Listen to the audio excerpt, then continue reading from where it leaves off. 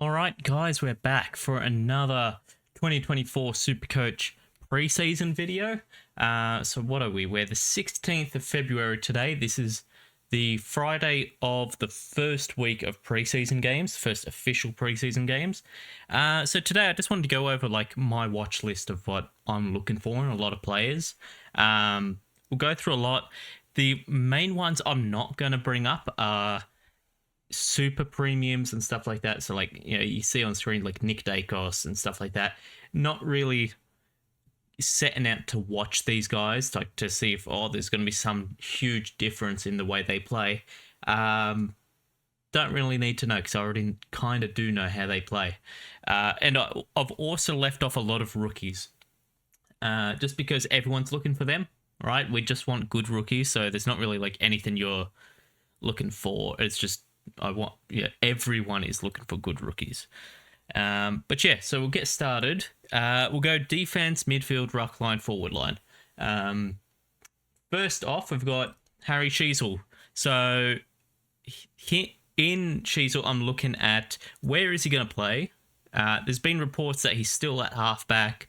Some reports that he's moved up to the forward line and they're going with like a new sort of halfback line. Ideally, I'd want to see him in the defense somewhere. I'd like to see kick-ins. I'd like to see who takes North kick-ins and if there's any upside value at 550k. So 550k puts him in 1, 2, 3, 4, 5, 6, 7, 8. Number 8 defender. If he does play forward, I think that he's a dead pick. But if he plays in defense, is he going to improve on basically 100 average? Could he hit 110? I don't think that's impossible. You look at like Luke Ryan did it. You look at previous North players that played in that back line, Zeeble, Hall, Sheezel through like the first bit of last year. I think it's definitely possible he hits 110 and becomes like a worthwhile pick. So that's him. Next, we've got Hayden Young. So this is more so, I've just written down here, confirmation on scoring in the midfield. We know that he is a midfielder this year. Every single training report kind of has that in bold. Hayden Young is playing midfield. He hasn't trained with the back line at all. The only way he goes back there is if they get like a West Coast level of injuries in the back line and they have to play him back there. Just kind of looking for assurances, like, is he high time on ground mid? Is he still scoring the same? This week there was, I think, like the best pure statistical Supercoach video ever released on JD's channel. He talks with Jaden Popowski, I think. It's a great stats website. I'll see if I can bring it up now, actually. Which one is it? Maybe I can't bring it up. Yeah, I don't think I've got it. But it's like Stats by Jaden. Great website. It tells you the difference between like transition scoring and what's the other word? Like stoppage scoring. I'm looking for Hayden Young's stoppage scoring to really go up because he's going to be losing a lot of the scoring he gets from the back line, which is the long kick outs, just out of defense, not necessarily kick ins, but like kicks out of defense, where Luke Ryan was really getting his scoring from. So if you're going to lose that, I need to see the tackles up. I just need to see scoring from stoppages up as a whole. I'm not too worried about him. I think that he's going to go at least around about 100, 105 average, make it worthwhile to pick. Could even go better than that again, but I'm not going to set like expectations super high because he hasn't been a midfielder for that long. You're looking at the second half of last year plus this year. It's not that long of a time period, and he's still super young. So, that's Hayden Young. Next, we've got Nasir Wanganeen-Milera. So just seeing what the Saints' backline structure is really with this pick. What is his role? Is it just he's the designated kick-in taker? Is it he's playing off halfback? He's kind of like the ball mover. What's the potential of scoring in his role? So he's at 85 right now. I'd really want him to get close to that 100 mark if I'm looking at a pick like this. He is what I would call a breakout candidate. I've got it written here as a breakout candidate.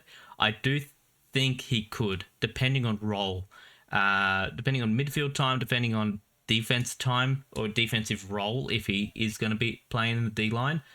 I think he could push 100 average, which would be a breakout because that would be like 15 points extra. I think if you improve, like say you're at 80s, 90s, if you improve by 10 points, I'd say that's a breakout year. But yeah, I think Wanganeen Malera is someone to look at during the preseason. It's just got a lot to do with how the Saints are structuring up behind the ball. Because sometimes the Saints set up in a way it's not great for scoring. Sinclair's been good at it, but Saints don't really produce that many great Supercoach options. Next is right next to him. It's Trent Rivers. Looking to see the midfield time here. I've got down here mid-time and the no Oliver rotation. So Oliver, I believe, is not playing in the preseason games. I don't think there's anything like concrete saying that he isn't or he is. But I'd imagine he's not. With all that's happened in the postseason, I'd imagine he's not playing. So that opens up a spot there. Is that just Rivers is filling out the spot until Oliver comes in? Or is that like his designated spot now? Is he just a midfielder? He's been training in the midfield. It's just a matter of how good's the scoring with him in the midfield. The good thing about this pick and why I want it to work out is because it works as a Yo replacement. So I have got Yo in my team, and we'll go on to him. I think he's the next player. Or actually, he's down a couple of players. He's kind of like the replacement here for Yo. If Yo doesn't work, you're looking at about 20, 30k to get to him. Should be easy enough to do. And yeah, plus we get round 0 for Trent Rivers, which is going to be beautiful. So we get the preseason game and we get round 0. Next, we have Harry Himmelberg. What I've written here is its worst case scenario for Yo. Say Yo doesn't make it that long, pulls a hammy, just gets injured, and it's, yeah, you just kind of want to get out of the pick. Himmelberg is here. I want to see what's his scoring like this year. Last year, I think his game style was conducive to scoring. It's just he was very inefficient with kicking. I'd like to see the stats on it. I don't know if there's a way to check like kicking distance and distance to clanger ratio type of thing, because I think he was just going for a lot of extremely difficult kicks, and that's what was bringing down his scoring. At least that's what I was seeing in some of the games that I was watching with Himmelberg. He attempts these really difficult kicks where if they work out, it's like, it's great. Like GWS look amazing when these kicks work out, but yeah, it does come at a bit of a risk. And then next is the guy that we're speaking about is Elliot Yo. Everything out of West Coast has kind of had him plastered up the top. Him and Harley Reid, obviously, like he's the number 1 pick, let's be honest. But looking at the mid-time, everything has been saying he's been like a gun mid. He's, you know, to use the phrase, he's been training the house down. I'd really like to see what this mid-time looks like. Yo's a bit further in his career now. He's dealt with a lot of injuries. He's definitely not over the hill. I still think there's more in the tank for him.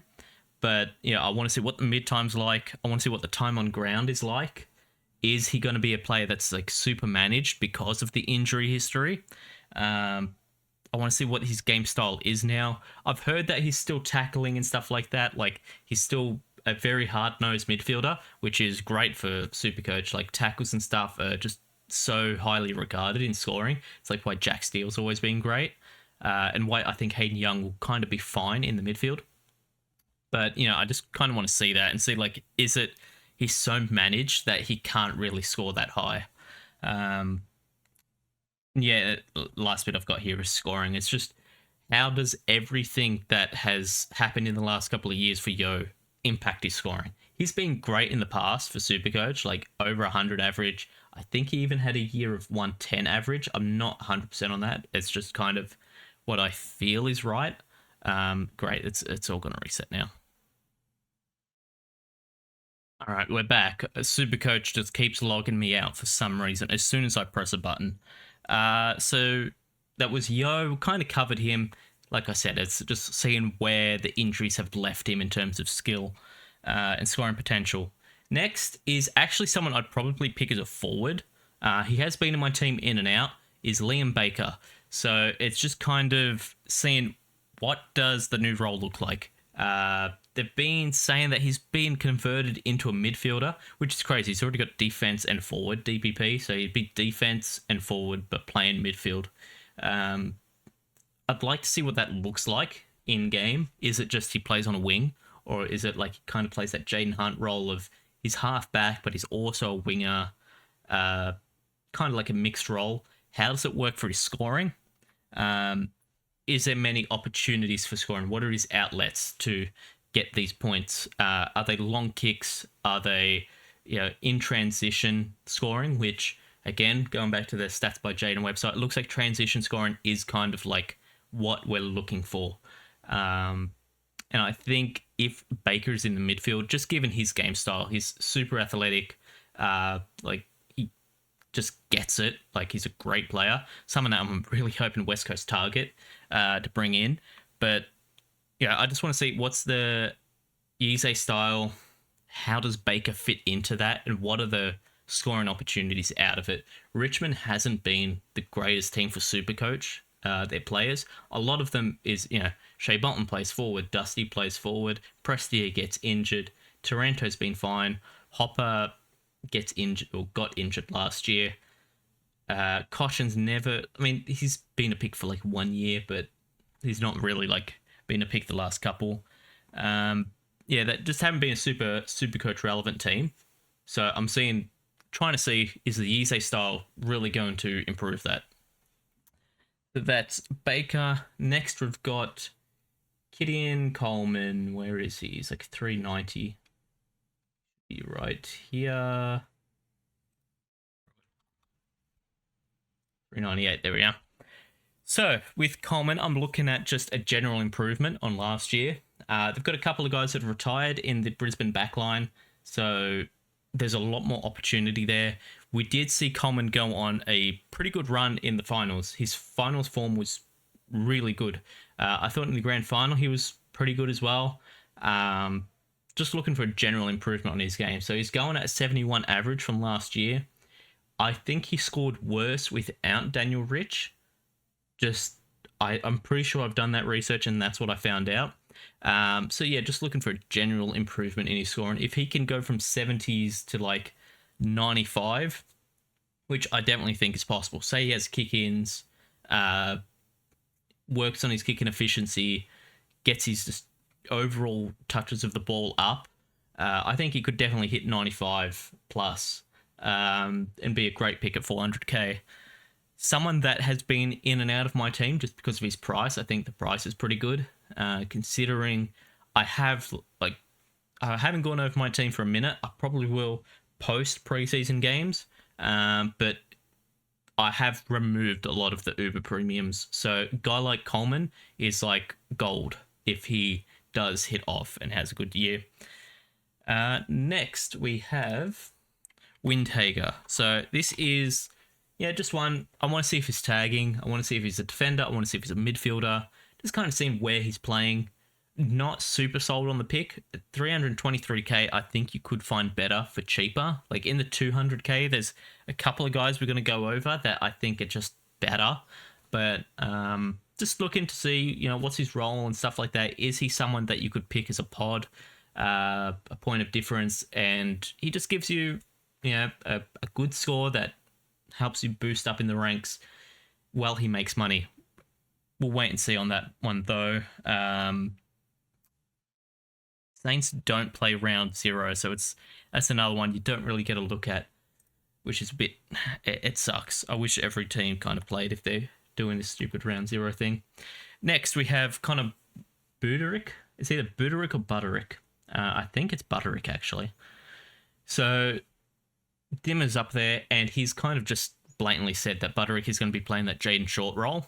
If that's true, Short has had good years in the past for Supercoach. So last year was 98. Dimmer wasn't really there, but they were using his style. So I think we can still count last year. And then you go the year before, some big scores in here, 150s, 110s. Did have a stretch of not great games here, but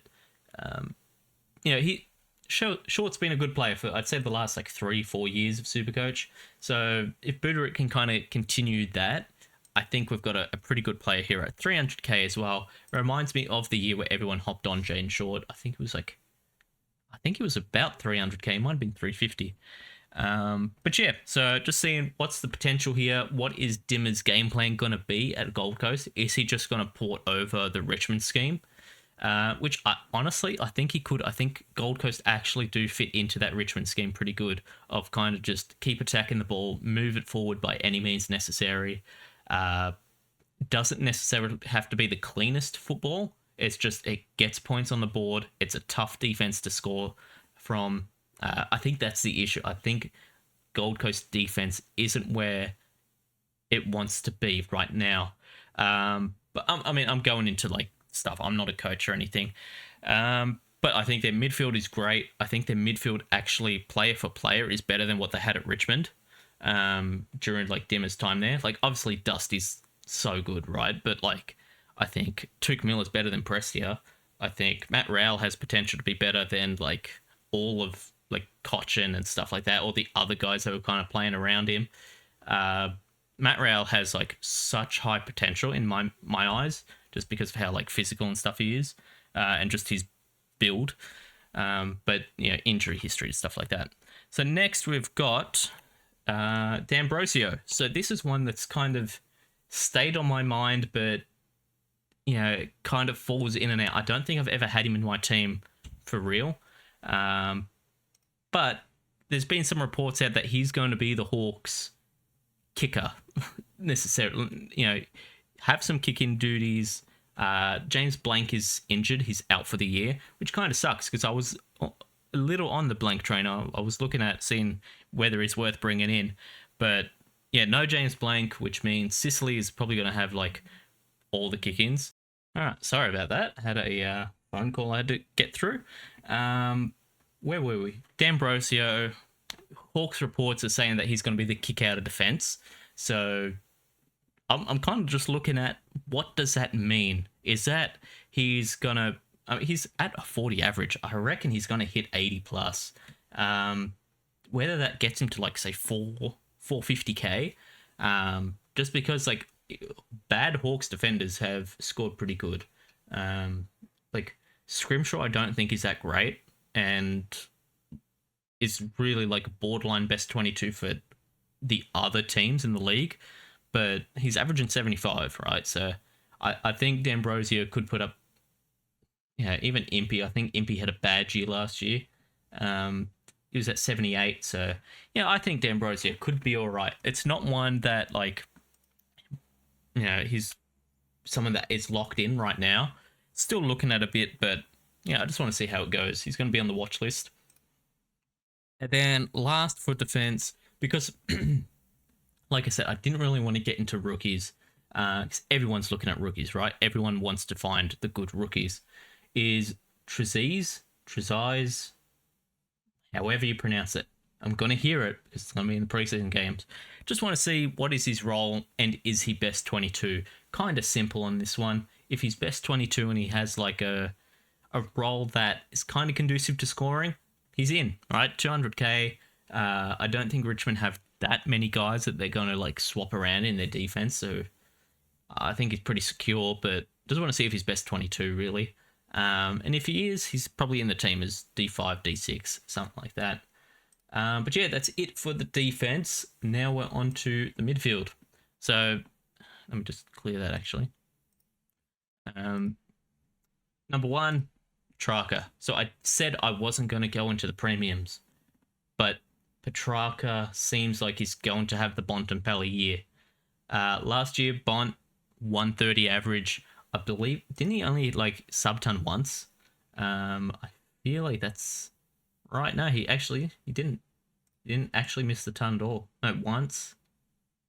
Yeah, only once, and most of these are captaincy scores. So I think Petrarca could do that again, like replicate that this year. He's going at 120, so you're looking about 10-point average, 10-point average jump. I think that's completely possible, but I just want to see mostly what is the mid forward split without Oliver. So, like I said, I don't think Oliver's going to be playing in these games, in the preseason games, or even in round zero. I just want to see what is this percentage. Is it 50-50, 60-40, 70-30? Or is he just a midfielder now, right? Like, with the Melbourne forward line issues, they've lost a lot of their key forwards. They've lost just a lot of their forwards overall. Like McAdam's injured and a lot of guys out. I think Petrarca is going to be mainly a forward. I think you're more so looking at about 60-40 split mid forward. I just want to see what that means for his scoring. It wasn't too bad last year, but when that happened, I just want to see kind of how that develops this year. So, I'm not going to be going over all these guys. Like, everyone wants these premiums. You either like them or you don't like them. If you like them, pick them. If you don't pick them. One I will go over is Jai Newcomb. So there's someone is going to break out of this Hawks midfield. The scoring, again, go to stats by Jaden. Everything points to there's going to be a breakout player in this Hawks midfield that's going to break out to be an 105, 110 average player. It could be Newcomb, it could be Connor McDonald, could be Cam McKenzie, could be Will Day, not Josh Ward. It could be a couple of guys. Just want to see who it is, and I'm hoping that the preseason kind of gives some indication of who are their CBA mids. I don't think they're going to be the same ones as last year. I just, if I can kind of work that out, see who's getting around the ball, and kind of try to work out who's scoring in transition, because I think that's the big thing. I think their stoppage scoring is just going to go up around the board. I think Newcomb's a good player. Although he is a bit prone to a helicopter kick and stuff like that. But it's worked for Taranto, so I don't know, maybe that's not too bad. Yeah, the whole Hawks midfield is actually on the watch list, because there definitely will be a breakout player from there. Just every stat points to that. And then next, Matt Crouch. I was contemplating leaving this one off just because, like, it's pretty basic. We're just looking for him to carry over his skills from last year. So he was good last year, like through 7 games, 98 average, had a 140 in there, a 120 in there. It's just kind of these last couple of games that are bringing down his average. Crouch is a very good player. Even historically, it's kind of been a lot of false narratives built up about Crouch. Like, if he plays, then Laird and Dawson's scoring is going to drop off. That's not true. Dawson and Laird's scoring held up while Crouch was playing. And I don't think Crouch played that much during, like, Dawson's first year. So I think that this is absolutely fine.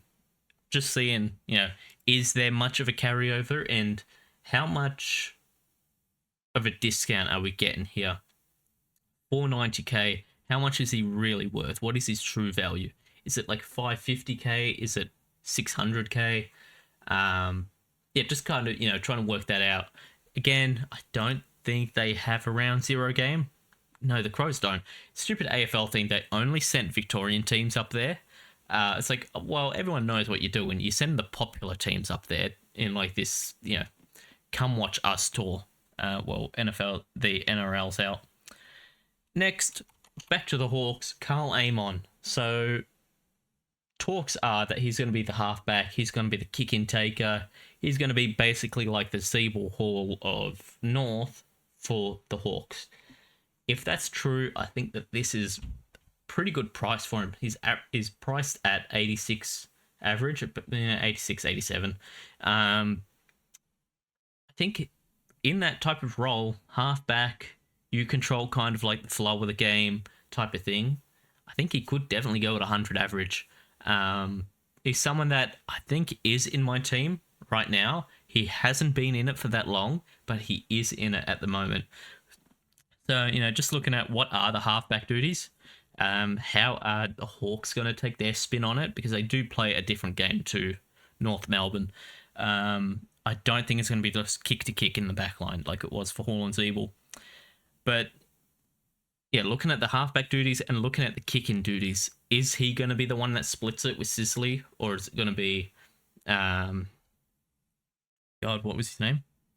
Blake Hardwick? Hardwick even still playing? He is. Okay. Just seeing who's going to be the guy who takes kick-ins from Sicily. Is it Amon? If it is, I think that's going to be great scoring for him. And then next is another halfback, Nick Martin. This guy's basically locked into my team at the moment. I'm over the moon on him. This is a whole like gymnastics act. He's so young, third year in the league. He's already close to averaging 90 a game. He's going to the best role in Supercoach.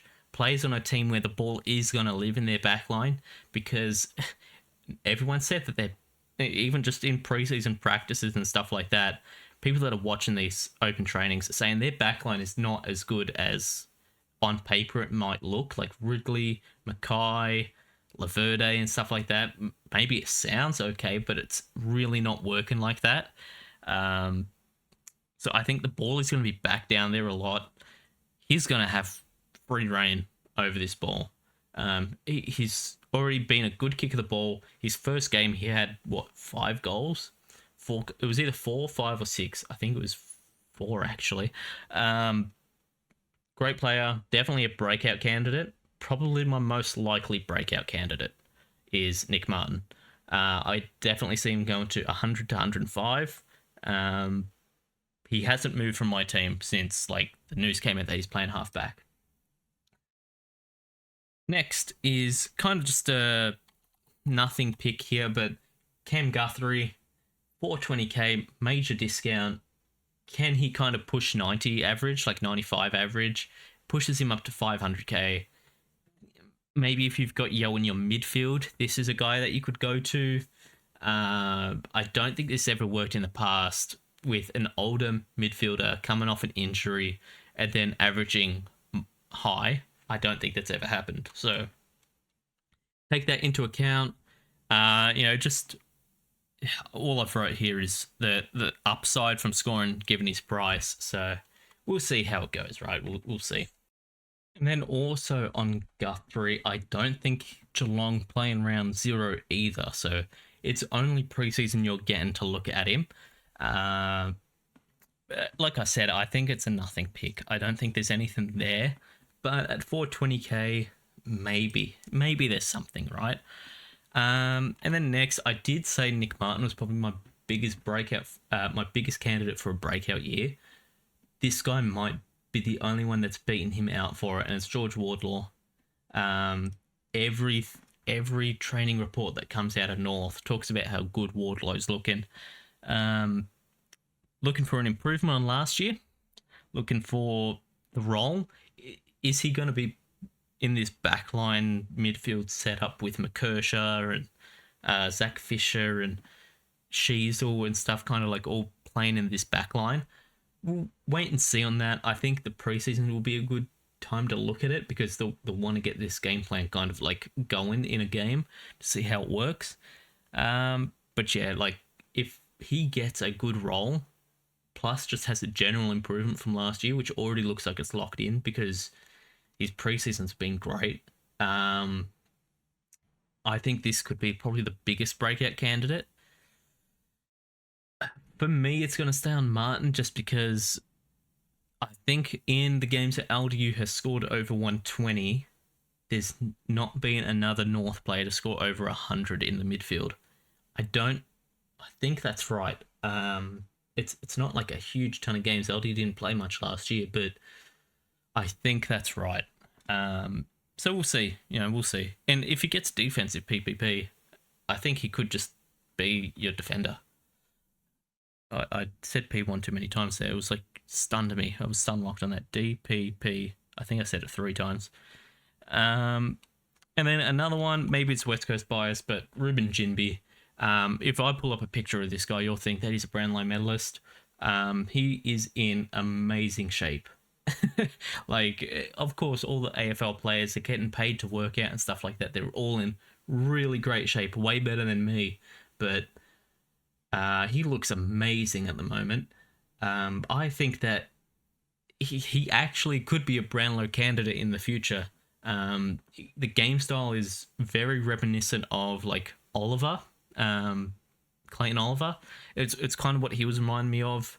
I mean, Clayton Oliver plus Cripps, I'd say. Cripps in the hard nose, like go for the ball no matter what, put your body on the line type of thing, which did actually get him injured last year.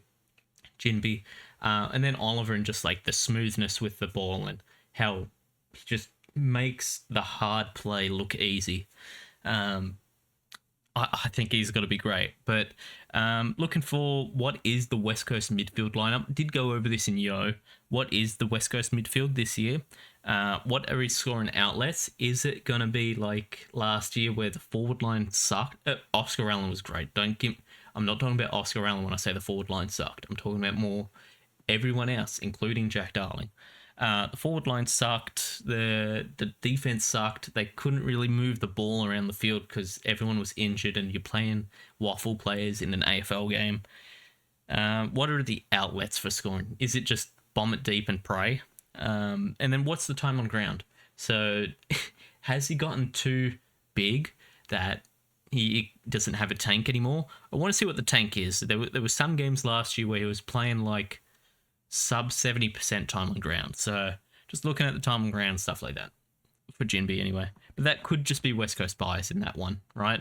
I don't think I'm going to pick him just because I think it's West Coast bias. Next one is one that I really haven't heard talked about much. Is Erasmus. A couple of reports saying he's playing midfield for the Swans for Freo. Whether it's inside, whether it's outside, there is the Chapman injury. So Chapman is going to be out for weeks now. If you heard that, I dropped a pen. Chapman's going to be out for weeks on weeks now. Probably miss a large portion of the season. I think that leaves an opening, but it is on the wing. Whether Erasmus is going to be that type of guy, like I've heard that this guy is just a time trial wizard. He just aces it every time. So maybe that means he's a winger. We'll see, right? Maybe Fife goes down. Knock on wood, all right? Wooden table, knock on wood. But maybe Fife goes down and Erasmus is kind of that guy that they bring in as the extra rotational mid. We'll see, right? We're looking at a lot in the Freo midfield. And then we've got Lazaro, another North player, right? I feel like I've gone through basically a North player on every line. Is Charlie Lazaro. Kind of looking at whether the reports were right on midfield time.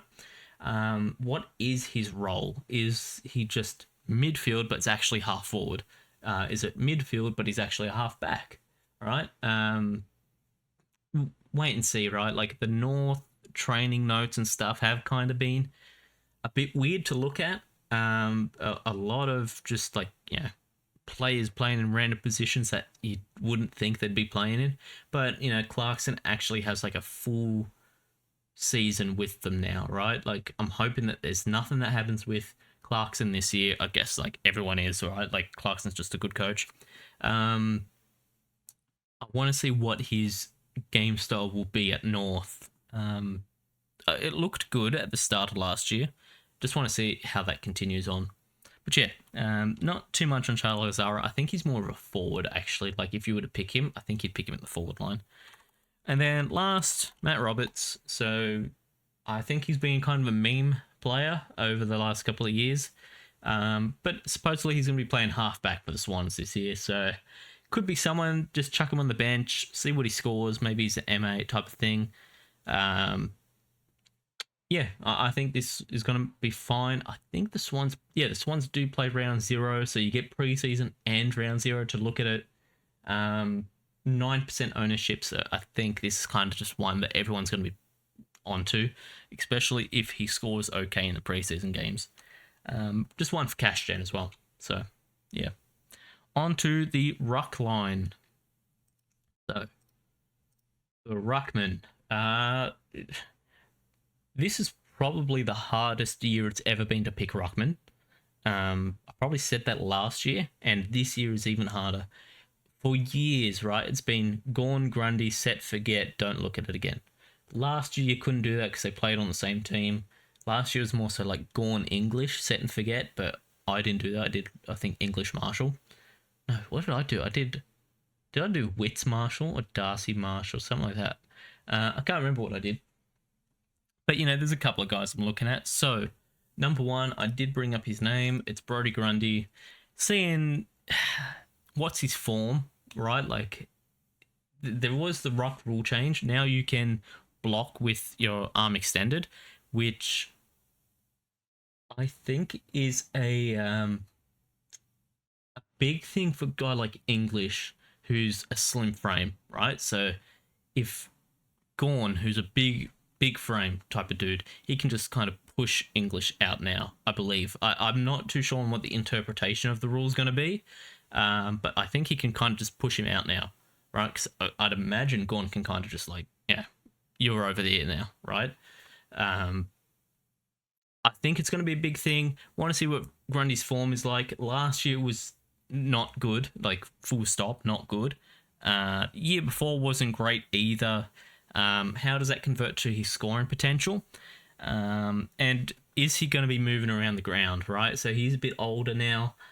When he was at Collingwood and like in his prime, pretty much like 2018, he was one of my favourite players in the AFL to watch.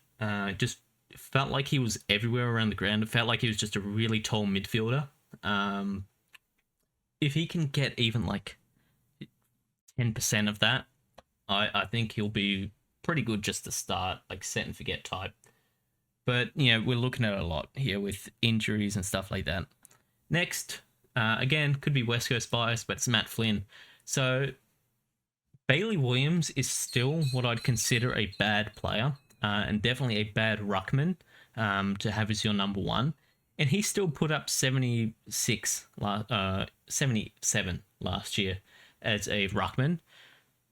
I think West Coast game is very conducive to good ruckman scoring. And there was a graphic that went out about Rowan Marshall if he played for other teams and kind of like using their game styles on him to see what he would score. And I think West Coast was the highest one, right? So I think Flynn was great at, I wouldn't say great, I think he was good at GWS. 88 average through 9 games, had to kind of move around the field a little bit. I think there's a fair bit of scoring ability here. Again, it depends on what the West Coast midfield is. If they're good, I think Flynn will be good. If they're bad, I think Flynn will kind of like flounder a bit, kind of like how Bailey Williams is, kind of that, around 80, 85 average, kind of just like hanging around that part there. And then I guess I wrote here, what is Bailey Williams' impact? So is it going to be a two ruckman setup? Is Bailey Williams going to play forward? Is he going to play back? Is it just not going to be included at all? I think they do have to include him. I think we've got like not a big sea of talent in West Coast, but yeah, we'll see. I don't have him right now at 491k. I think I've got him in fantasy actually. Fantasy, I kind of just pick players I like and see how it goes. But yeah, I think Flynn will be an interesting one to look at. And then last, we've got Tristan Sherry. So with no Goldstein there, Sherry is the number one ruck. There's no debate on it. There's no like, oh, let's check team sheets or anything. He's the number one ruck there, right? Like, who's their next one? Is it, like Charlie Comben or something? North Melbourne. Yeah, I mean, Finbar Maley maybe late in the year. I don't see him starting now. Haven't heard anything about these guys So yeah, I think Sherry's just their number one ruckman. We'll see how that works for scoring, right? Is he worth 400k? That's what I've wrote here. Is his scoring going to be worth it? If he can get to 100 average, I think then it's definitely worth it, right? Because then when buys come around, you just flip him and go to a Gorn, English, Marshall, Darcy if he's kind of like back to being Sean Darcy. But yeah, I think there's other options there. But I will be having an eye on Sherry to see, because you're saving a lot. It's 80k you're saving between Grundy and Sherry, right?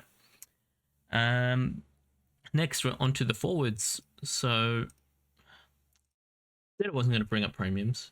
This guy's not like premium in the cash sense, like the value they've put on him, but he's everyone's F1 at Sam Flanders, right? All I'm looking for is assurance that he's going to be F1, right? I want to see what the scoring's looking like, and that's about it, really. I'm basically sold on this, but like since Supercoach opened, he's been F1 or F2, kind of depending on the pre and post McRae injury. But yeah, I think Flanders is kind of just locked into everyone's teams now.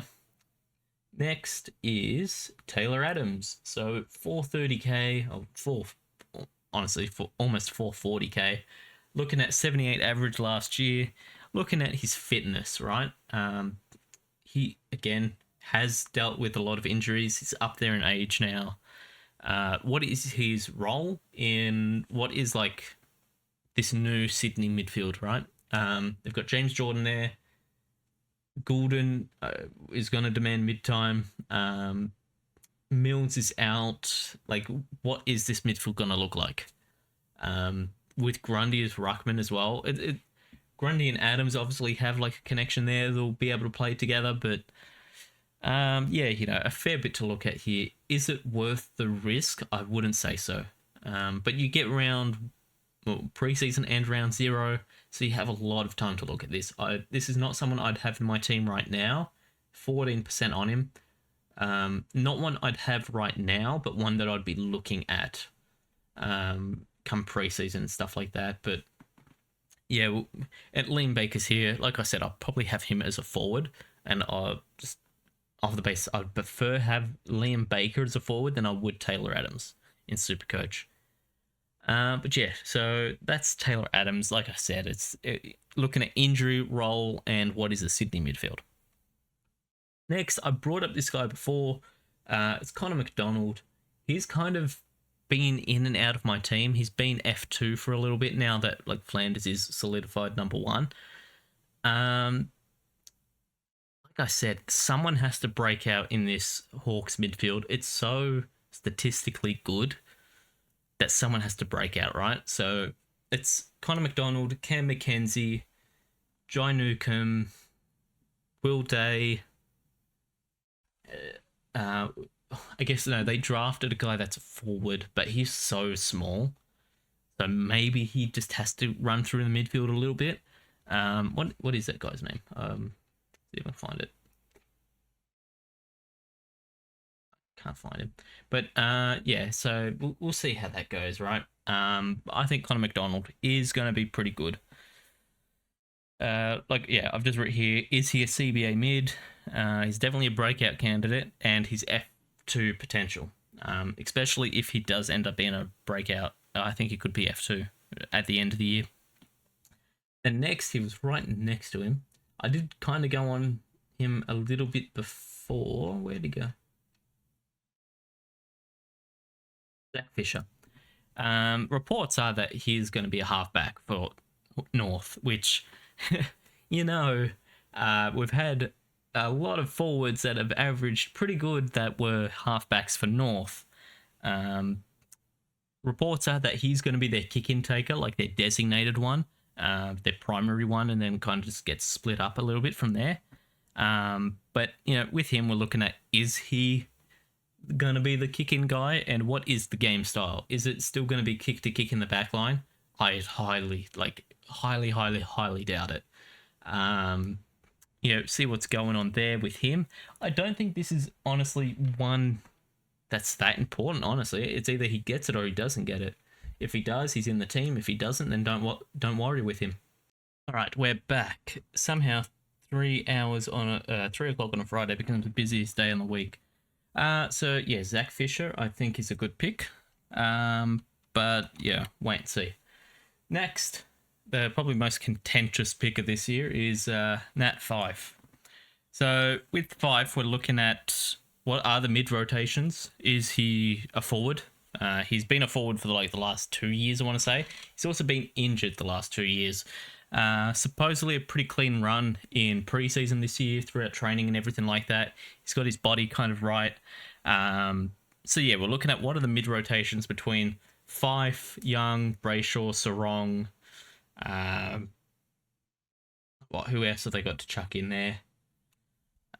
Erasmus maybe, brought up him before. Like there's a couple of guys, right? They're going to have a look to move around in there. I think 30% or better, Fife will be more than good enough to pick for Supercoach. Yeah, in this like maybe you'd have him F3, maybe F4, something like that. I think he'd be fine for it. But we're looking at whether his body's going to hold up. How's he playing, right? Like, there was talks, I think it was their first match with him, that he was like a big tackle guy. Like, he was really like laying into tackles and everything. If he does that, how long till that shoulder pops out, right? The collarbone and stuff like that. I think depending on a couple of things, it's going to be worth the risk, right? So that's Nat 5. He's at 35% ownership. Most people have him, that means, right? Yeah. So next is another one of these kind of like fringe players that are 200k. Some people are bringing in James Harms. So went to the Dogs this year. Let me just remove a couple of these. So there's a bit of room. Went to the Dogs from Melbourne. Couldn't really like make Melbourne's list consistently. So went off, found a new place to work. The problem here is you couldn't have picked a more congested midfield list, right? You've got Bont, Bailey Smith when he's healthy, Jack McRae, Adam Treloar. It's so deep, right? Harms now. There's so many guys there, right? So it's where is he going to play, right? What's his role? What's the mid-time looking like? And when he does find that role, what are his actual scoring opportunities going to be? Is it going to be just a wing who takes the ball kind of like as the second on from a stoppage? So like say toss-up happens on the wing, goes in, English taps it down, Bont picks it up, handballs it out. That's where Harms gets it, and Harms moves it forward. Is that what we're looking at, or is it it was Oscar Baker last year? Just kind of float around and get on the end of marks and stuff when you can. Wait and see on this one. I think I'm going to not take Harms to start, and I'm going to need to be wowed by something in preseason. Maybe he has a good score or something like that, and then I'll bring him in, or something comes out. Or maybe someone gets injured or anything like that. McRae's injury is good for him. But again, we'll kind of see with it. I'm not too sure on the pick right now. And then we've got Jack Billings, 243k. A lot of these guys are like Fife's 280, Harms 250, Billings 240. You're kind of living in this 200 between 300 and 200k mark. So with Billings, I'm not sure if he is solidified best 22 for them, for Melbourne. Melbourne is a contending team still, even without Oliver. I think their list is still one of the best in the league. So they're going to be contending. Whether or not like they'll be in it by September, we'll wait and see. But I think from preseason, it does look like their window is still open. So Billings is the type of guy that would play, I think, in that circumstance, just because he'd be a winger, right? Winger / half forward, I think, is where he's gonna kind of like suit up. I don't know what that role means for scoring though, for Supercoach, and if that's like if he's got that lockdown, that role even. It's a wait and see. We've got round 0 and preseason for this. I'm thinking it's going to be Billings on one wing and then Windsor on the other. I'm thinking that's how they're going to suit up, and then Windsor kind of goes inside, kind of like Josh Kelly does. Kind of, Josh Kelly will play out in the wing, but then also come in. We'll see, right? Melbourne's going to be one of the most interesting teams for Supercoach this year, just seeing how they play. Like they've got a lot of guys kind of moving around the ball. Next, I brought this guy up before, but it's just kind of like a wait and see. There's been talks that Charlie Comben's going to be playing in defense as kind of like a big forward, just because North lost so many. They lost Mackay, Siebel, Hall, Luke McDonald, I think, changed teams. Is he Mac or MC? Yeah, I think he's MC. Oh, okay, McDonald did stay. Yeah, but they did lose a couple of bodies back there, so there's a chance that Comben just on his frame gets a spot. 227k. Maybe we don't get good enough rookies, and it's just one that you're kind of forced into. But I think this is one to avoid.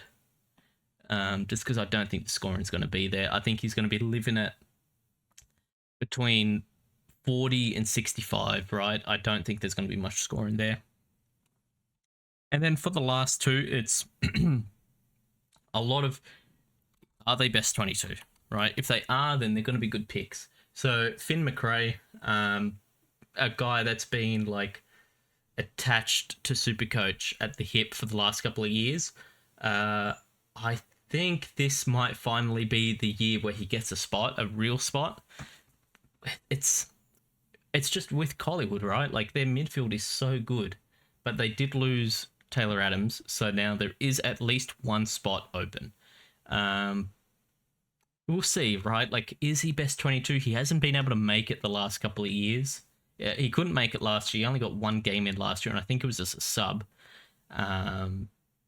Yeah, I mean, we'll see. I'm not too sure on this one. Right now, I think he's on my bench in my team. But yeah, if he makes it, that's going to be great, right? Like, he's shown skill in the VFL in the twos.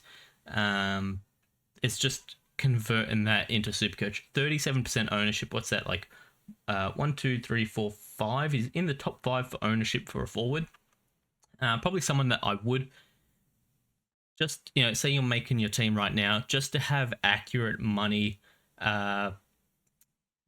division among the lines and stuff. I would put him in your team, but then just wait and see how preseason goes, and round 0 as well. Collie would have round 0. And then the last one is Alex Sexton. So this is one that came out kind of recently. Talks that Dimmer's going to be playing him as a halfback, just kind of like revitalize career. It is one of those players, right? It's like this is his last chance. So I'd imagine they put him behind the ball. Like say he does get games, right? One of the issues here as well is he best 22, which is a lot of these guys. I'd say Billings, Harms, Sexton, even McRae. Are these guys best 22 on a regular basis? Wait and see. So if Sexton is, I think they chuck him behind the ball, and it's just kind of like use your ball skill, because he's been in the league for a while now, right? And just kind of try to make something happen. If it doesn't work, I think this is his last chance. But 133k, it's basically rookie price. I don't mind him on the bench, especially if he gets a good role. And that's about it for the players that I'm looking at going into this weekend. It has taken a while. It's 54 minutes. I definitely thought this was only going to be a 20-minute video. But yeah, so let me know who you guys are going to be looking at, and if I missed anyone.